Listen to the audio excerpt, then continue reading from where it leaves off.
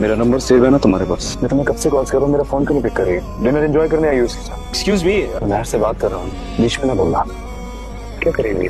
Please तुम जाओ यहाँ से। तुमने अगर बेवफाई के बारे में सोचा भी ना मेरे साथ, अपने साथ साथ तुम्हारी जान लगने में देर नहीं करूंगा।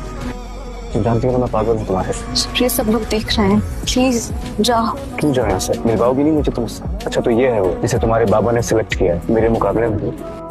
इसके साथ शादी प्लान कर रहे हैं। तुमने इसे बताया नहीं कि तुम सिर्फ मेरी हो, तुम्हारी शादी सिर्फ मुझसे होने वाली। बताओ ना। बॉस आप हैं कौन? मैं कौन हूँ ये तुम्हारे लिए जानना जरूरी नहीं है, तुम्हारे लिए ये समझना जरूरी है कि ये किसकी है। तो मैं तुम्हें बता रहा हूँ, वो सिर्फ मेरी है। तुम्हारी हिम्मत कैसे हुई उसके साथ यहाँ डिनर पे आने की? तमाशा मत बनाओ, चलो यहाँ से प्लीज। मैं जाऊँ यहाँ से? तुम पागल तो नहीं? चलो मेरे साथ। सुरेश क्या? Excuse me man. ये क्लस नहीं बोल रहा, यही मार दूंगा पड़ा।